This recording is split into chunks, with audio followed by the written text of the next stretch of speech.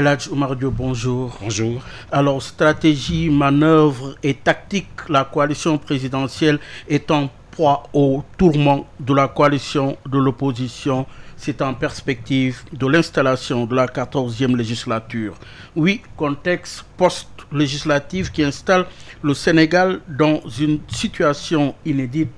Eh bien, pour la première fois, l'opposition et la coalition présidentielle se séparent d'une seule voix au profit de la coalition Benno Bokk Yakaar. Notre invité a beaucoup écrit sur l'opposition en démocratie.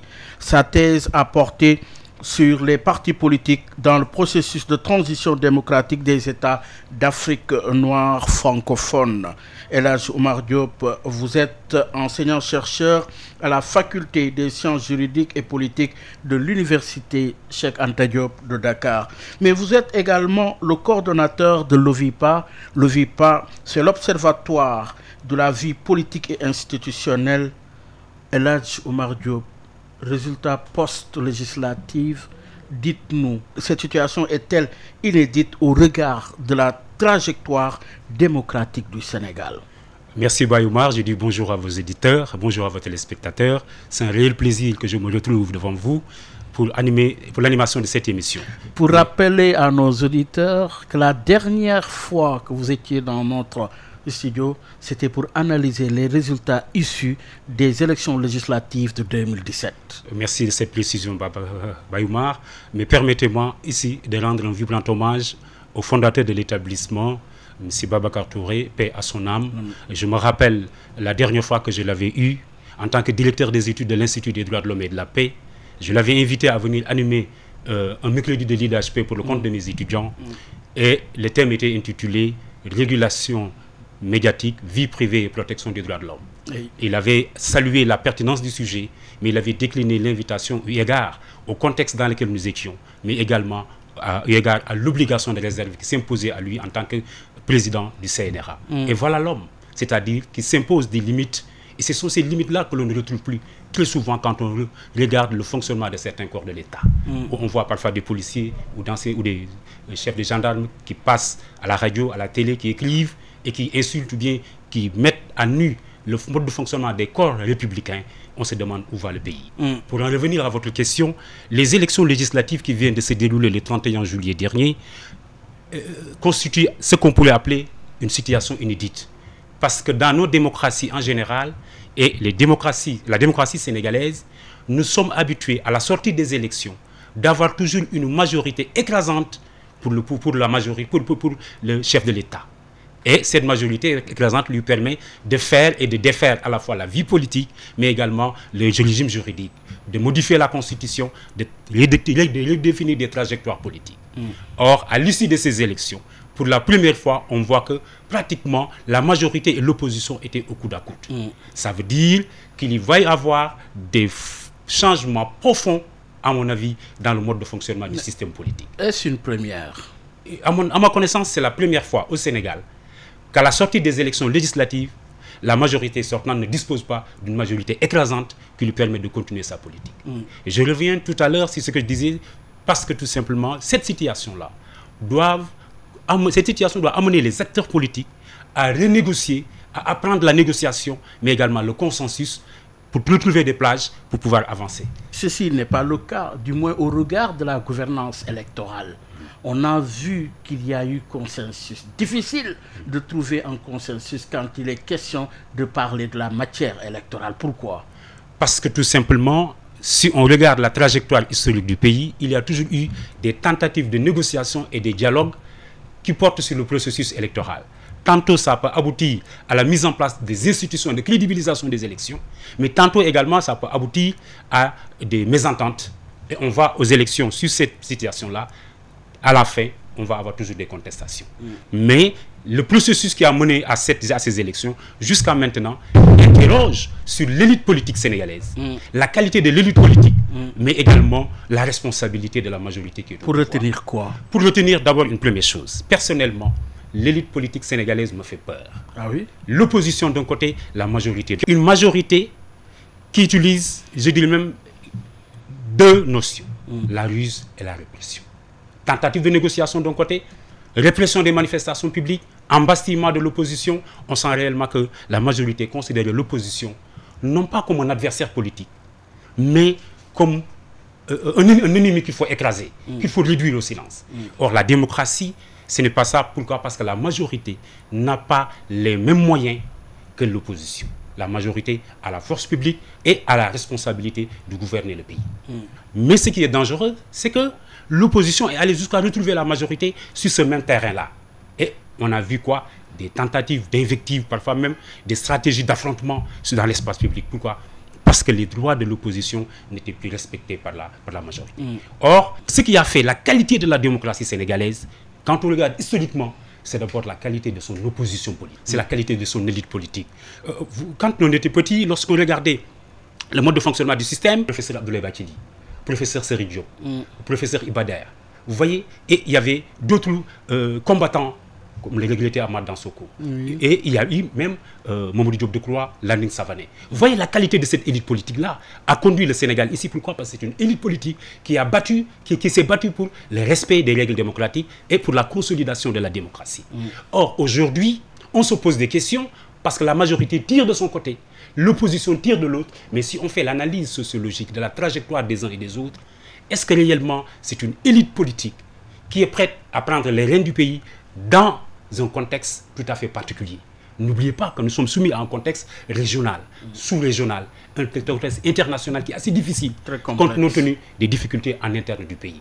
Donc je pense que la classe politique sénégalaise doit se ressaisir, prendre en considération le contexte dans lequel nous sommes et se dire qu'exercer une fonction républicaine est une chose, mais il faut le faire comme un sacerdoce au service du pays. Oui, vous avez parlé de la gouvernance électorale, la matière électorale, sujet à problème. Vous avez parlé aussi de l'absence de consensus au sein même justement de la classe politique. Est-ce qu'aujourd'hui, au regard des résultats qui sont sortis des urnes, on a une idée de ce que sera justement la prochaine législature, la 14e? Ce que sera la 14e législature, nous partons de l'idée que ça va être extrêmement difficile. Pourquoi? Parce qu'il y aura des sujets sur lesquels, des dossiers sur lesquels il faut que l'opposition et la majorité s'entendent. Parce que la démocratie également, c'est la négociation entre ces deux faces d'une même pièce. Et si la majorité veut toujours utiliser le même mode de fonctionnement qu'on avait dans les autres législatures, ça risquerait tôt ou tard d'avoir des problèmes. Donc ici, la majorité a intérêt à se rapprocher davantage de l'opposition pour trouver des plages. Et cela dépend largement de la fin de la mandature présidentielle. Si le président de la République est dans une logique systématique de quitter la scène politique, là c'est l'occasion jamais rêvée de tendre la main à l'opposition. Si on ne crée pas un gouvernement de majorité élargie, où on demande également l'avis de l'opposition sur la nomination du Premier ministre, pourquoi? Parce qu'on veut s'entendre sur les règles, on veut s'entendre sur les institutions, on veut s'entendre sur un canevas permettant, je dirais même, d'assurer une porte de sortie honorable au président de la République. C'est ce qui est mieux, c'est une situation apaisante. Mais dans le cas contraire, lorsque le titulaire du poste suprême actuellement se met dans une logique de ruse et de répression, et il ne pourra pas avoir l'aval de l'opposition, ni au sein de l'Assemblée nationale, ni sur la scène politique. Mais c'est au regard de la configuration de la 14e législature. On a vu d'une part une opposition qui reste ferme dans ses positions et aussi une coalition présidentielle qui cherche à élargir sa base. Le fonctionnement de la prochaine législature, de la 14e, au regard de cette configuration, vous renseigne quoi? Ça renseigne la nécessité de négocier et de trouver du consensus. Parce que l'affrontement entre les deux entités n'est pas bon pour la démocratie sénégalaise. Donc il faut que les deux entités essayent de s'entendre sur un minimum. On en est arrivé là, pourquoi? Parce que durant toute la législature, la majorité s'est fermée sur elle-même. Elle était consciente de sa force numérique, a imposé sa loi, mais également à utiliser la répression comme mode de gouvernance. Et ces rapports avec l'opposition étaient des rapports extrêmement heurtés. Et aujourd'hui, c'est le moment jamais rêvé pour essayer d'établir des ponts entre les deux entités. Si ces ponts-là n'existent pas, au moment où le Sénégal vit dans des difficultés et dans un contexte régional et sous-régional extrêmement difficile, je me demande réellement si ça marchera pour lui. Oui, on a vu également à travers le monde comment évoluent désormais les démocraties. La majorité absolue est totalement révolue. On est en train de vivre des moments, oui, justement, de rapport de force tirés coude à coude ou très serrés aujourd'hui. On a vu ce qui s'est produit en France. Aujourd'hui, le cas du Sénégal. Est-ce qu'à dire aujourd'hui que, oui, le consensus, le dialogue est devenu inévitable au sein même de l'Assemblée nationale? Irrémédiablement, le dialogue est devenu un instrument de politique interne. Imposé par la situation. Imposé par la situation. Pourquoi? Oui. Parce que l'ère des majorités écrasantes semble révolue. Que ce soit en France ou ailleurs, on voit réellement qu'il y a des extrêmes qui arrivent à avoir des suffrages extrêmement importants pour peser sur le jeu politique. Ici au Sénégal, on n'avait pas intégré l'idée selon laquelle, à la sortie des élections législatives, que l'opposition puisse avoir un nombre de députés aussi élevé. On dirait même un échec du camp présidentiel. Oui, mais comment on en est arrivé là? Il y a plusieurs éléments qui peuvent permettre de tenter d'expliquer cette situation-là. Parce que lorsqu'on observe le fonctionnement de nos démocraties, particulièrement la démocratie sénégalaise, à la veille des élections législatives, Mais qu'est-ce qui explique cette percée? Il y a eu des relations heurtées entre la majorité et l'opposition sur les listes électorales, donc sur les règles du jeu. Maintenant, durant la campagne électorale, si vous vous rappelez bien, il y a ce qu'on pourrait qualifier la présidentialisation des enjeux. Le président de la République était au cœur même de la campagne pour une élection qui ne la concernait pas directement. La majorité présidentielle a fait campagne sur les réalisations du président, alors que l'opposition a utilisé également le président à d'autres fins pour faire comprendre à l'électorat que si vous lui donnez une majorité très importante, le président aura la voie libre pour aller solliciter une nouvelle mandature. Donc, il y avait ce spectre-là de la troisième mandature présidentielle qui a beaucoup pesé en quelque sorte. Et vous voyez, à la sortie des élections législatives, systématiquement, il y a eu une partie de l'opposition qui a conclu très vite que la perspective de mandat supplémentaire du président est révolue. Il faut maintenant une nouvelle ère. La raison pour laquelle on voit des acteurs politiques se positionner systématiquement pour la conquête pour la magistrature suprême en vue des élections. Oui, et certainement, ça a dû porter préjudice aux autres coalitions comme Ars Sénégal et les autres, finalement. Oui, mais parce que durant la campagne, il y a des prises de position extrêmement virulentes sur la moralité de certains leaders politiques des autres coalitions, qui a fait qu'à un moment donné, les gens se méfiaient d'un certain nombre de leaders politiques. Et je pense que ce qui a amené des difficultés pour que l'opposition ne parle pas d'une seule voix aux sorties des législatives, c'est parce que tout simplement, durant la campagne, il y a eu des plaies qui ne sont pas encore pensées.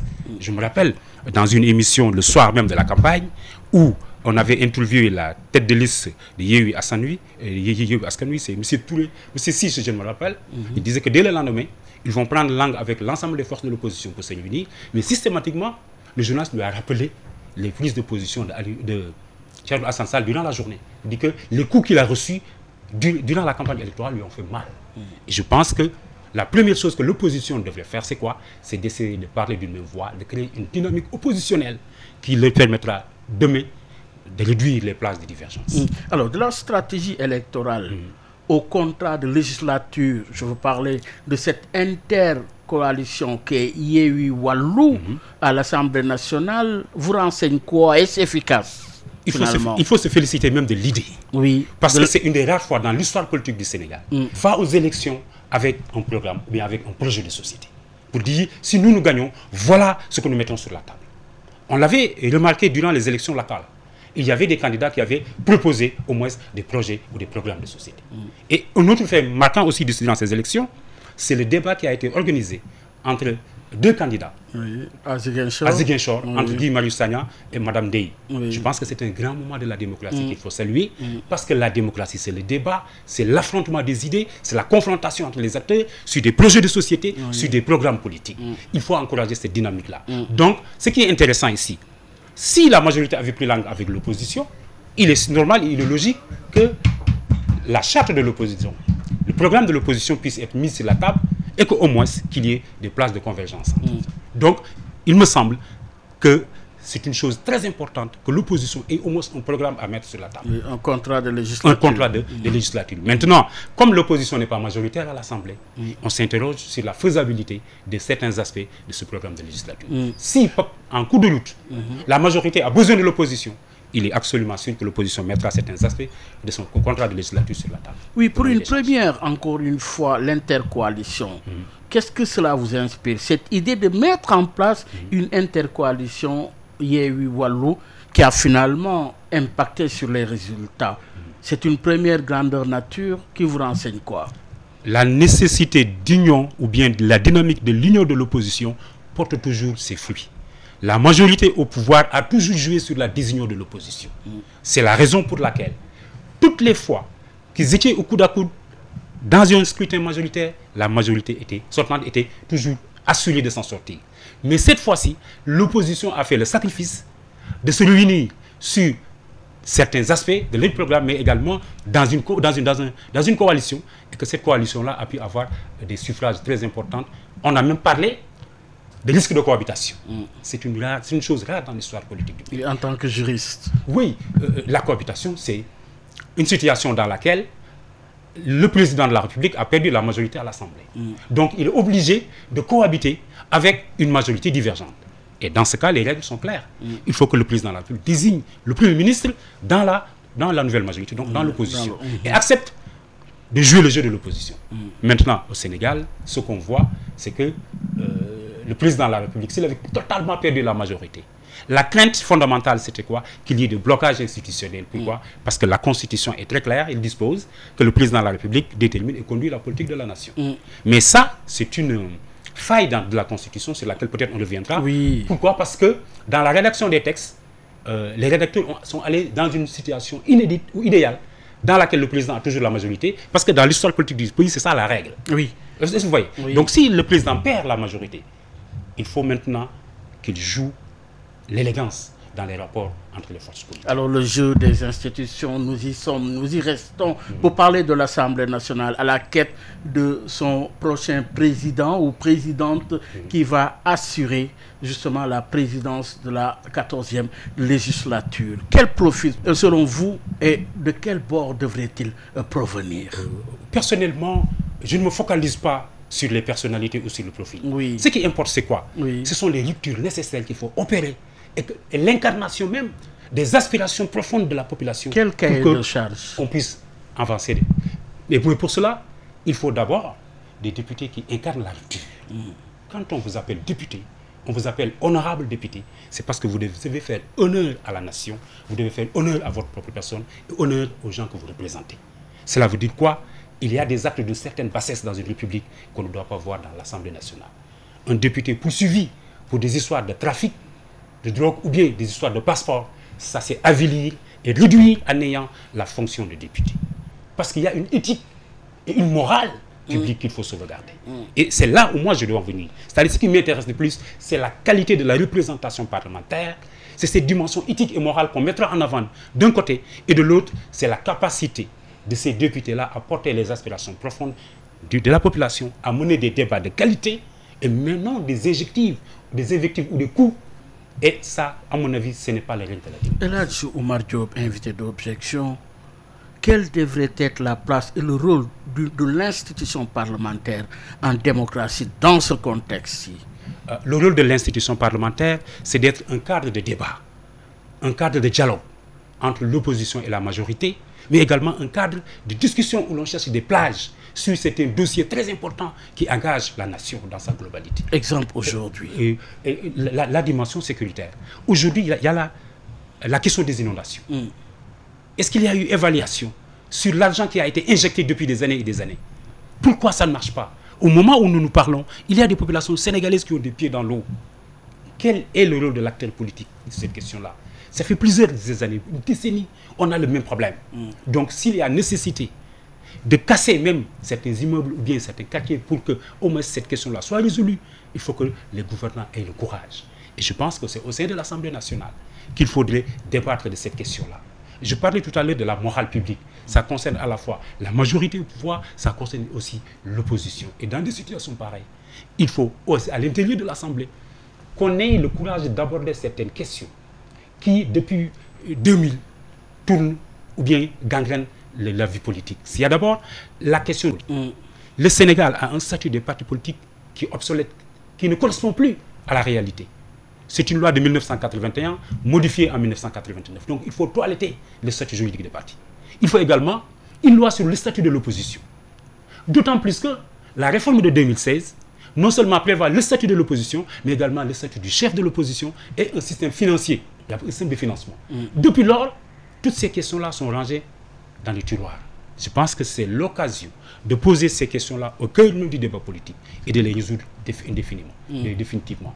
Il en est de même de la suspension de certains acteurs politiques dont la participation à la vie politique dépend de la volonté du chef de l'État. Donc il est normal, il est logique de poser la question de l'amnistie d'un certain nombre de leaders politiques pour leur permettre de recouvrer les droits et de participer encore à la vie publique. Voilà des questions essentielles qui devraient faire l'objet de débats lors de la prochaine législature. Oui, Omar Diop, aujourd'hui, il y a aussi les tractations en cours, les manœuvres pour la mise en place des groupes parlementaires. Combien de groupes parlementaires pour un débat de qualité lors de la prochaine législature? Je pense que le nombre importe. Ce qui importe, c'est quoi? C'est que l'opposition, qui a un volume de députés très important, puisse se regrouper. En un seul groupe? C'est l'idéal. Si tel n'est pas le cas, qu'il y ait 2 ou 3 groupes de l'opposition et que cette opposition-là puisse se retrouver sur certaines questions fondamentales, c'est très important. C'est-à-dire que ce qui importe, c'est quoi? C'est que l'opposition puisse peser dans le débat. Parce qu'il y a des situations dans lesquelles il faut intégrer les idées de l'opposition pour que les choses puissent avancer. Ce n'est pas parce qu'on est majoritaire qu'on doit s'enfermer dans sa tour d'ivoire et continuer de vouloir gérer le pays comme on l'a fait lorsqu'on avait une majorité présente. Tel n'est plus le cas. Donc il faut composer avec la réalité. La réalité impose l'existence d'une opposition qui est forte et qui va utiliser sa force au sein de l'Assemblée nationale pour faire peser de tout son poids sur le processus décisionnel. Oui, alors nous sortons justement de l'Assemblée nationale pour parler de l'exécutif. L'exécutif, aujourd'hui, il est attendu la nomination d'un Premier ministre suivi de la formation du gouvernement. Aujourd'hui, la question revient. Oui, le profil également, parce que le contexte le nécessite. Quel profil pour justement la mise en place du prochain gouvernement? Quel profil? Moi, je pars toujours du principe que tout dépend de la perspective. Oui. Est-ce qu'on veut quitter honorablement la scène politique ou est-ce qu'on veut manœuvrer pour rester dans la scène politique? Si on veut quitter la scène politique, on peut rassurer l'opposition et choisir une personnalité qui est indépendante, qui est neutre et qui est capable de mener les réformes et d'aller très vite et d'être un interlocuteur qui permettra à l'opposition de trouver des plages. Mais si tel n'est pas le cas, la nomination du Premier ministre est importante dans la mesure où elle permettra au président de la République de continuer à dérouler son agenda et que l'opposition également va se braquer et les lendemains ne seront pas des lendemains meilleurs. Oui. Donc tout dépendra de la perspective que s'est tracée d'abord le président de la République. Et la nomination du prochain Premier ministre laissera certainement percevoir justement quelle trajectoire compte prendre le président de la République. Oui. Est-ce qu'il est dans des intentions de se dire ce sont mes derniers instants à la tête du pays, je veux sortir honorablement du pouvoir, donc je vais tendre la main à l'opposition. Il faut qu'on s'entende sur les réformes indispensables qu'il faut faire pour renforcer la qualité de la démocratie sénégalaise. Si tel est son objectif et sa ligne de mire, il sait comment faire. Oui. Mais maintenant, si tel n'est pas le cas, on est dans une logique de ruse et on est dans une logique, je dirais même, de c'était l'affrontement. La partie ouverte. Et là, Omar Diop, vous êtes universitaire. Vous avez aussi réfléchi sur la question de la limitation du mandat. Du mandat, je parlais présidentiel. Aujourd'hui, cela fait objet encore de débat. Ça a été suscité lors des élections législatives. A-t-elle été tranchée cette problématique? Oui, cette question de la limitation du mandat, quel regard porterez-vous sur justement cette problématique? Le regard que nous portons sur cette question-là n'est pas un regard très reluisant, parce que ce sont des débats qui reviennent de façon lancinante dans la scène politique. Oui. Vous vous rappelez, dans la séquence 2010-2011 jusqu'à 2012, il y a eu des affrontements, des manifestations monstres. L'opposition et la société civile se sont regroupées dans le VM23. Et le combat qu'il fallait mener, c'est éviter que le président de la République ne se présente une troisième fois. Il y a eu des morts d'hommes. Et on s'est dit quoi? Il faut tirer les leçons de ce qui s'est passé. Oui. Et lorsqu'on quitte cette situation-là, les acteurs politiques s'entendent pour se dire il ne faut plus que cette question-là se pose. Il faut définitivement régler cette question. C'est ce que disait l'actuel président de la République. C'est là où je veux en venir. Oui. Pourquoi? Parce que les hommes politiques se sont tombés d'accord sur la nécessité de limiter le mandat. De verrouiller. Et le chef de l'État actuel avait pris des engagements. Oui. Allant même plus loin, jusqu'à proposer la nécessité de réduire son mandat. Il est allé jusqu'à l'écrire en 2019 dans son ouvrage de campagne électorale, dans son ouvrage de projet. Ce que nous en tirons, ce qu'on nous apprend dans la société traditionnelle, c'est-à-dire Bour Kadouga, un homme n'a de sens que par rapport à sa parole. À partir du moment où il s'est engagé, il s'est lui-même lié les mains. Et on le dit, si vous me permettez, en wolof, à ce gorbe togek moromu goram bañu d'accord ci benn mbir déwén kenn du ko teggi. Vous voyez, donc dans ces conditions-là, toutes les considérations et les contorsions juridiques que l'on mettra sur la table sera dans le but d'habiller une situation politique, mais aussi une situation qui revêt une dimension éthique et une dimension morale. Or, dans nos sociétés politiques, aujourd'hui, l'éthique constitutionnelle doit être placée au cœur même du débat politique. Parce que tous les principes qui guident même le fonctionnement de nos institutions et qui structurent le comportement de nos acteurs politiques tournent autour de l'élite constitutionnelle. Cette éthique constitutionnelle-là nous empêche de prendre des positions publiques qui vont dans le sens de renforcer la démocratie et quelque part de revenir sur cette éthique constitutionnelle. Parce que lorsqu'on foule au pied l'éthique constitutionnelle, il n'y a plus rien qui reste. Donc au-delà même de ces considérations juridiques, c'est une question d'honneur, c'est une question de responsabilité et c'est une question d'éthique qui se pose. Et si on vous renvoie au texte, que dit la Constitution? À première vue, la Constitution semble être très claire sur la question. Mais en 2012, en 2016, lorsque le Conseil constitutionnel avait rendu une décision, pour certains c'était un avis ou une décision, là, la question est venue et la réponse apportée par le Conseil a complètement chamboulé les prises de position des uns et des autres. C'est la raison pour laquelle aujourd'hui, dans la communauté universitaire, pour certains, le président de la République ne peut pas faire un mandat supplémentaire, alors que pour d'autres, le texte n'est pas verrouillé. Et 2024, on s'achemine vers l'élection présidentielle de 2024. Aujourd'hui, par rapport à la posture que devrait incarner l'actuel chef de l'État, oui, aujourd'hui, doit-il continuer à donner l'impression ou doit-il trancher la question une bonne fois? Il ne reste que, je pense, moins de 2 ans pour la présidentielle. Donc, il est grand temps de prendre position systématiquement et que les acteurs politiques se déterminent. Mais maintenant, ce qu'on voit dans le camp de la majorité, est-ce qu'il y a un candidat autre que le président de la République? Voilà la question fondamentale. Lorsqu'un président de la République cherche une majorité au local, cherche une majorité parlementaire, on se dit, il cherche ça pour qui? Vous voyez? Et deuxièmement, pour participer à l'élection présidentielle, et avoir des chances de remporter la présidentielle, il faut se lever très tôt.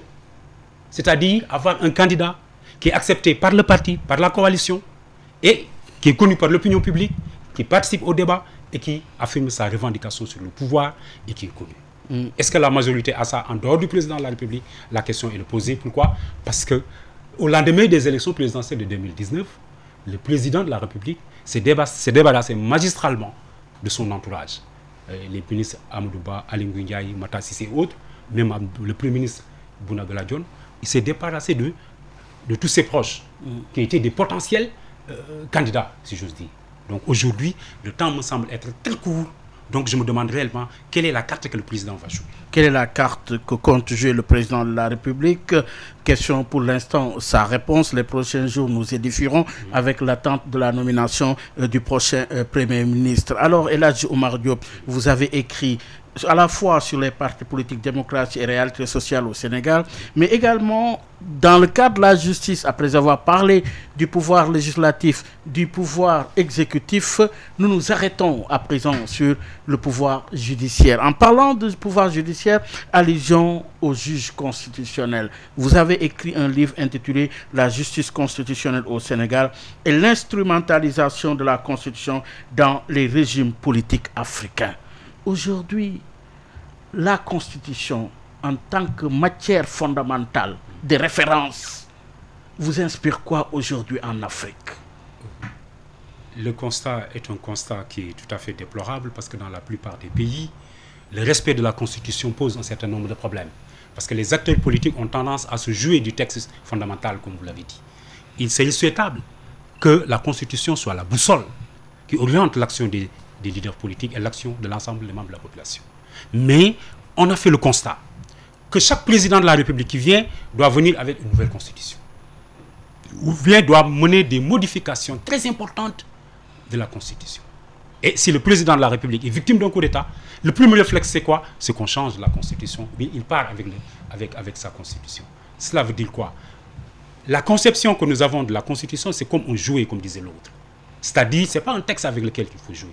Si la Constitution est le résultat d'un pacte social entre les différents acteurs politiques et les couches profondes de la société, les populations auront tendance à défendre ce texte constitutionnel parce qu'elles s'y retrouvent.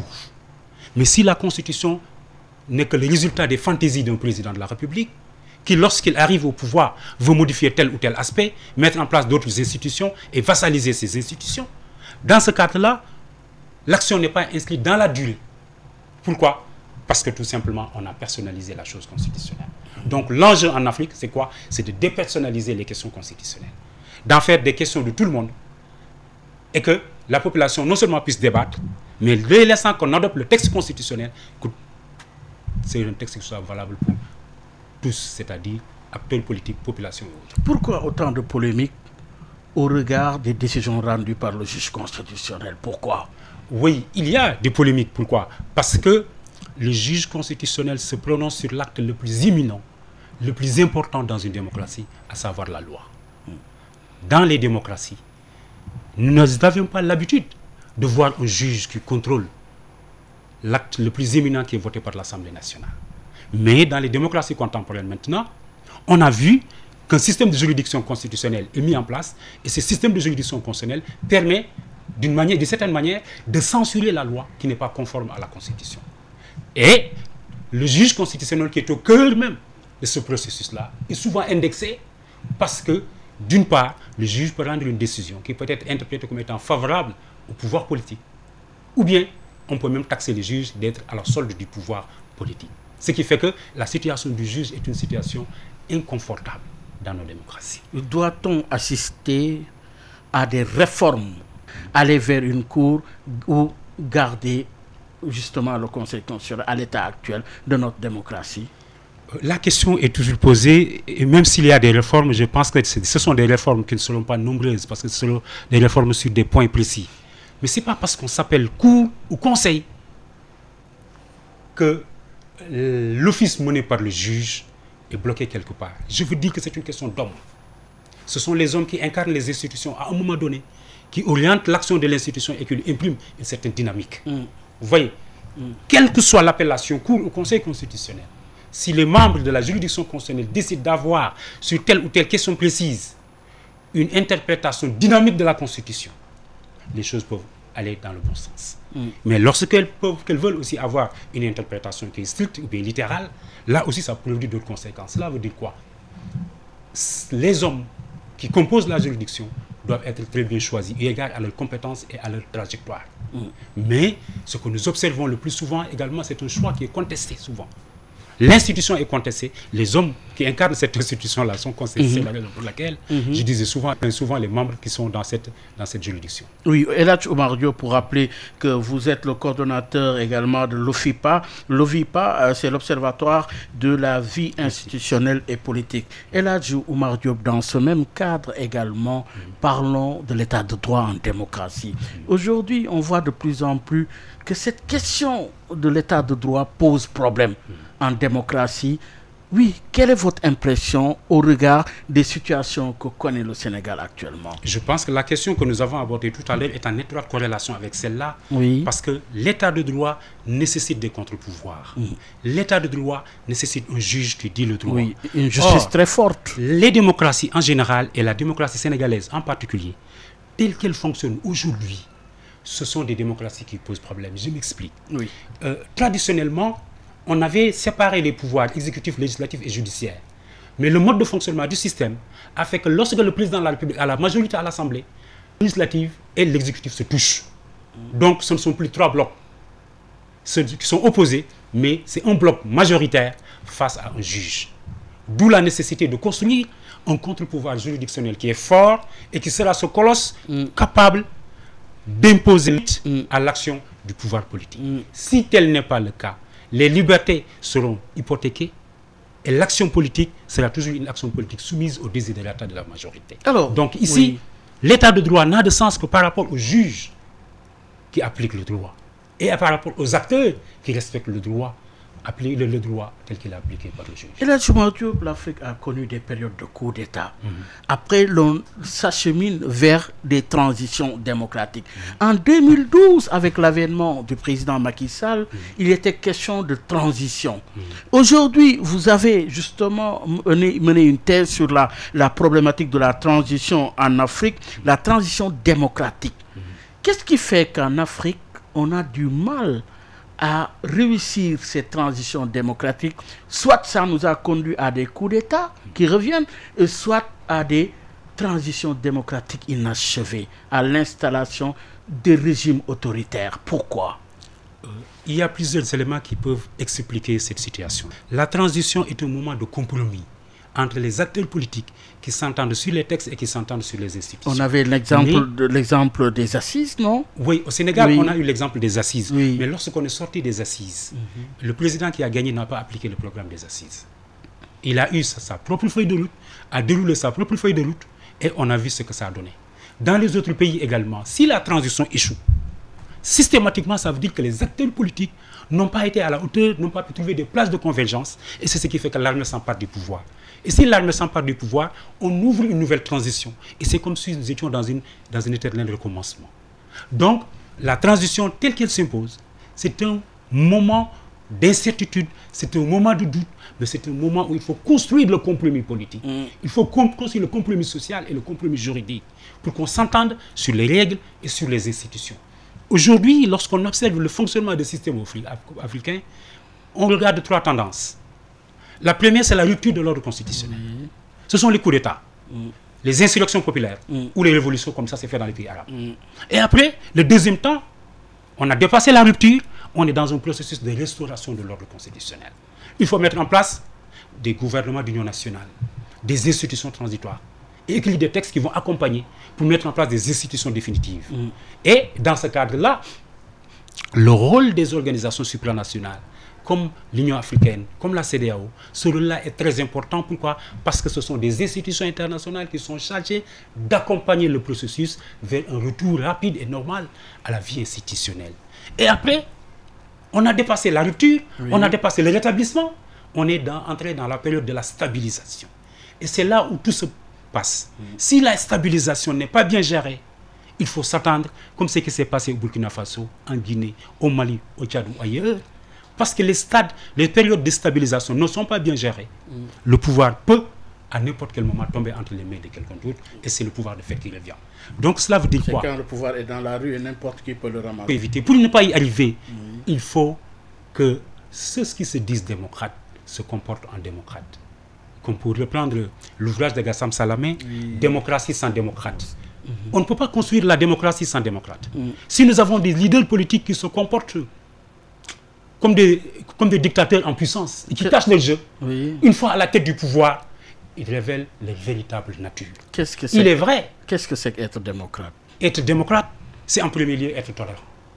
C'est accepter la différence dans les idées, dans les convictions, mais également la différence dans les jeux politiques. C'est aussi accepter, lorsqu'on participe à des élections et qu'on perd les élections, qu'on se soumet au verdict du peuple. Et aujourd'hui, on se pose des questions quand on regarde les élites politiques africaines en général et sénégalaises en particulier, telles qu'elles se comportent toujours.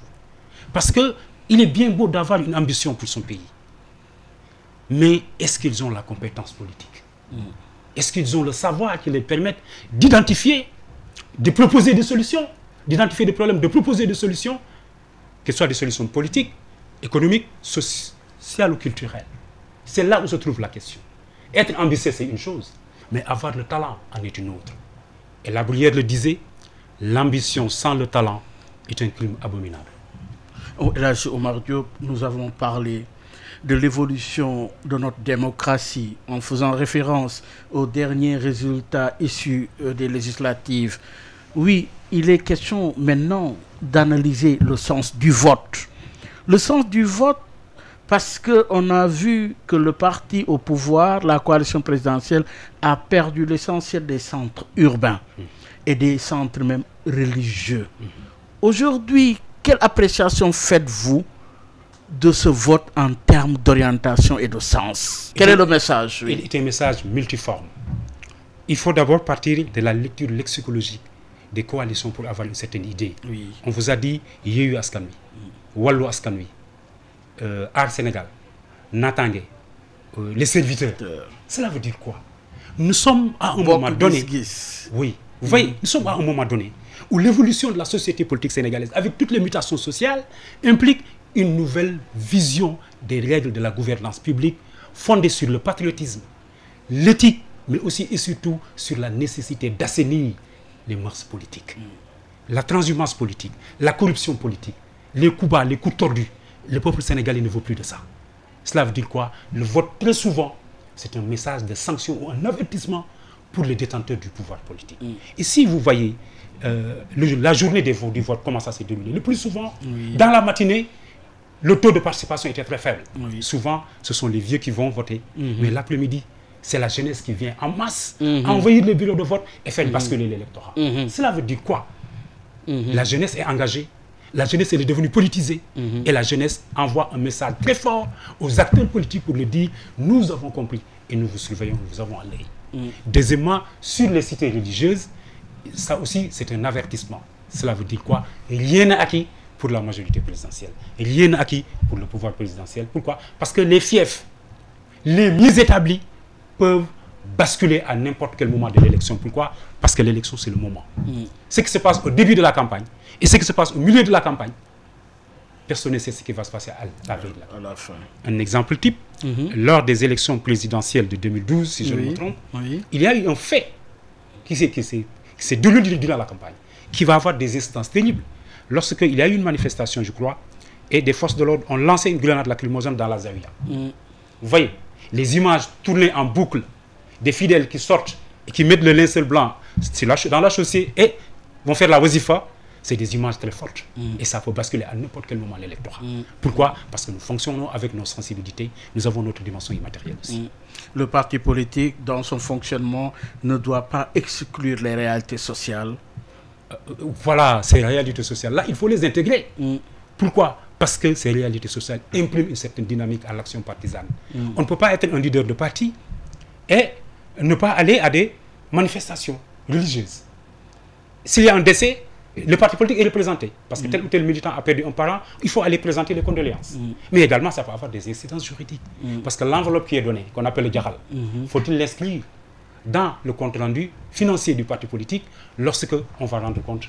Le parti politique par rapport aux réalités sociales, comme le juge aussi, avant de rendre sa décision, doit tenir compte du contexte social. On le dit souvent, mais le juge est tenu par les textes. Ce qui importe, c'est quoi? C'est la lecture stricte des textes, parfois, qui peut mener à des décisions extrêmement graves.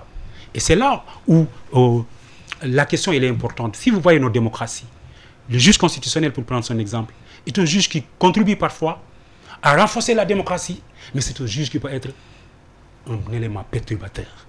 Et pour faire forcer même les traits, je dirais un fossoyeur de nos démocraties. Je donne deux exemples concrets. C'est l'exemple de la Côte d'Ivoire. Dans la crise électorale de 2010-2011, on a vu un juge électoral qui a rendu deux décisions contradictoires sur une même question. Résultat, plus de 3000 morts. Plus proche de nous encore, le Mali. En 2020, des élections législatives se sont déroulées.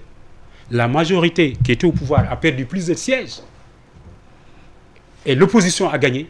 Mais devant le juge a annulé les sièges de l'opposition et la majorité s'est retrouvée avec des gains électoraux. L'opposition est descendue dans la rue, ça crée une situation insurrectionnelle et c'est l'armée qui s'empare du pouvoir. En termes, vous voyez, en termes de comparaison, si on continue jusqu'au Kenya, le juge kenyan a été ferme pour ne dire que le droit. Dans les élections législatives de présidentielle d'août 2020, le juge constitutionnel kényan a été à la hauteur de ses ambitions en annulant systématiquement l'élection présidentielle. Mais ça, c'est une chose rare. Alors, la question est là, Omar Diop, y a-t-il une différence entre le juge constitutionnel, que l'on soit francophone ou anglophone? Je ne m'aventurerai pas sur le terrain, mais je pars du principe que il faut toujours intégrer le contexte national, donc le contexte politique, le contexte historique, la tradition, la psychologie et la mentalité du pays. Y a-t-il une différence entre deux écoles, francophones ou anglophones? Systématiquement, parce que les trajectoires de formation ne sont pas les mêmes. Mais l'idée d'éthique et l'idée de morale est la même chose partout où vous allez. Alors, El Hadj Oumar Diop, une dernière question. Une dernière question, c'est par rapport justement au taux d'abstention. Y a-t-il une lecture à faire là-bas également? Oui, le taux d'abstention est un taux d'abstention très fort. Plus de 53% d'abstention. C'est déplorable dans une démocratie que près de 53%. Il y a aussi un message. De l'électorat n'y va pas, mais je fais toujours très attention de ne pas aligner les législatives sur les locales ou les législatives sur les présidentielles. Parce que les logiques de ces élections ne sont pas les mêmes. Les logiques de l'élection présidentielle, c'est la logique d'un homme à la rencontre de son peuple. C'est l'équation personnelle. C'est la capacité et l'espoir qu'on a fondé sur tel ou tel leader politique qui est capable de résoudre les problèmes du pays. Mais attention, si on a choisi tel leader, c'est parce qu'on est confiant qu'il sera en mesure de résoudre les problèmes auxquels le pays est confronté à un instant T. Alors, la dernière question, c'est en rapport avec votre prochain ouvrage. Votre prochain ouvrage qui porte sur la candidature à l'élection présidentielle en Afrique. L'élection, je veux parler, l'élection présidentielle est-elle devenue une problématique en Afrique? Certainement, c'est le moment majeur des systèmes politiques africains. Pourquoi? Parce qu'on a fait le choix, comme disait l'autre, d'aller élire des dieux pour diriger nos pays pendant un moment bien déterminé, 5 ans ou 7 ans. Et vous voyez la mobilisation du corps électoral, mais aussi et surtout les enjeux fondamentaux du pays qui sont posés. Et vous voyez l'importance que l'on donne à l'élection, c'est aussi par rapport au pouvoir du président de la République. Dans des systèmes où tout est articulé autour du président, tout va vers le président et tout revient vers le président, l'élection de celui-ci devient, au-delà même de l'acte électoral, un combat. C'est un affrontement de gladiateurs. Vous voyez les candidats aux élections, ils vont dans une fosse au lion. Pourquoi? Parce que l'opposition ne nourrit pas son homme. Dès que vous perdez l'élection présidentielle, c'est extrêmement triste. Mais quand vous gagnez, vous aviez non seulement les leviers de commandement de l'État, mais vous pouvez mettre la main sur les ressources. Égard aux mécanismes de contrôle qui ne sont pas assez performants dans nos pays, le président de la République, c'est comme un dieu sur terre. D'où la nécessité de construire des contre-pouvoirs pour limiter considérablement l'action du chef de l'État. Et est-ce que nous sommes vraiment prêts encore à nous jeter dans cette perspective-là d'une limitation systématique des prérogatives présidentielles? Là, c'est le résultat. C'est devenu une nécessité? C'est devenu une nécessité, eu égard aux dérives même du présidentialisme. Mais ce sera le résultat d'une discussion approfondie entre les forces politiques pour redéfinir et réécrire le pacte social. Oui, avant d'en arriver au pacte social, au regard du diagnostic, sans entrer dans le livre que vous êtes en train d'écrire, El Hadj, déflorer le contenu de l'ouvrage, El Hadj Oumar Diop, dites-nous, le diagnostic donne quoi? C'est un constat. Oui. La question de la candidature à l'élection présidentielle pose énormément de problèmes parce que nous avons vu que dans plusieurs pays, des candidats qui ont de réelles chances de gagner la présidentielle sont exclus parfois sur la base de considérations juridiques ou de condamnations. Donc ce que nous avons fait, c'est de répertorier les décisions rendues par le juge électoral sur ces questions-là et après d'en faire une construction et une théorisation. Pour le reste, on attendra dans quelques 2 mois à peu près avant l'apparition de l'ouvrage. Certainement, très attendu en tout cas les conclusions de cet ouvrage. Pour rappeler à nos auditeurs, il est intitulé « La candidature à l'élection présidentielle en Afrique » signé El Hadj Oumar Diop. El Hadj Oumar Diop, oui, comment se dessine la perspective d'ici 2024 pour l'actuel chef de l'État sénégalais? Si le président de la République s'inscrit dans une dynamique d'une sortie honorable, là, les actes qu'il va poser, ce sont des actes qui consolident la démocratie sénégalaise. Maintenant, si c'est le contraire, attendez-vous à ce que l'opposition, la société civile et les démocrates convaincus de la nécessité de respecter la Constitution dans sa lecture stricte contraignent le président de la République à résister. Et là, parfois, ça n'exclurait pas des manifestations, ça n'exclurait pas une situation encore beaucoup plus tendue. Or, je l'ai dit tout au début, il faut intégrer le contexte national, les difficultés auxquelles la population sénégalaise est confrontée, avec le contexte sous-régional, surtout un contexte sécuritaire, qui est le reflet d'une crise multiforme. Nous avons une crise sociale, une crise sanitaire, une crise sécuritaire, si greffe une crise internationale avec la guerre russo-ukrainienne et les conséquences dans nos pays. Oui. Vous voyez, donc on n'a pas le droit de jouer avec le feu. Il est question de plus en plus de pauvreté. avec ce qui se passe à travers le monde, il est question également de résilience de la part du citoyen sénégalais. Les acteurs politiques sont imposés. Ce citoyen sénégalais, aujourd'hui, qui fait preuve de résilience, comment doit-il être accompagné? Mais lui aussi, le citoyen, quelle est sa place, son rôle dans la construction démocratique? Est-il dans la bonne voie? Le souhait, c'est d'avoir des citoyens éclairés, des citoyens engagés, des citoyens qui ont une conscience politique et qui sont capables de défendre le droit. Et plus on avance, on se rend compte que les citoyens participent aux manifestations publiques, répondent au mot d'ordre de l'opposition ou de la société civile. Quelles que soient les causes qui sont défendues, il y a des citoyens qui s'engagent et qui montrent aux acteurs politiques qu'ils vivent des difficultés, mais qu'ils ont également, que les acteurs politiques ont l'obligation de saisir certaines opportunités pour résoudre les problèmes des populations. Vous avez vu le message qui a été lancé durant les élections législatives. C'est un message extrêmement fort. Ceux qui pensent que les citoyens sont endormis ou les citoyens ne sont pas intéressés par la chose publique se trompent lourdement. Pourquoi? Parce que lors des élections, les citoyens peuvent dire sa vérité dans les urnes. Et quand on est démocrate, il faut s'incliner devant le verdict des urnes. Oui, s'incliner devant le verdict des urnes en essayant de décrypter et de bien décrypter le message, mais le mot de la fin. Vous avez parlé de la responsabilité de l'élite politique. Vous avez parlé de la responsabilité de la société civile. Reste également la responsabilité de l'universitaire. L'universitaire doit-il jouer avec la science? Doit-il jouer avec la science juridique? L'universitaire et la science, c'est vraiment une question fondamentale dans le développement de nos sociétés. La science dans sa globalité, qu'elle soit juridique ou autre, on n'a pas le droit de jouer avec la science. Mais ça dépend des prétentions des uns et des autres. Si on veut utiliser... Même s'ils sont sur le terrain politique. Oui, mais si on veut utiliser la science à d'autres fins. Oui. Vous voyez, on peut être un libre penseur, un intellectuel, engagé en politique. Ça aide à éclairer davantage. Ça aide à renforcer la qualité de la décision publique. Ça aide à renforcer davantage les débats. Vous voyez, mais lorsque on veut utiliser maintenant la science à d'autres fins, on risque de se fourvoyer. Et là, c'est le statut même de l'universitaire ou de l'intellectuel qui risque d'être dévoyé. Et c'est le risque que l'on court très souvent. La question, l'universitaire doit-il jouer avec la science?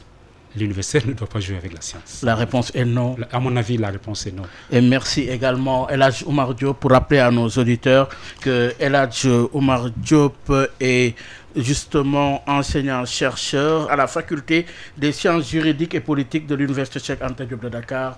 Mais notre invité est également le coordonnateur de l'OVIPA, c'est l'Observatoire de la vie politique et institutionnelle.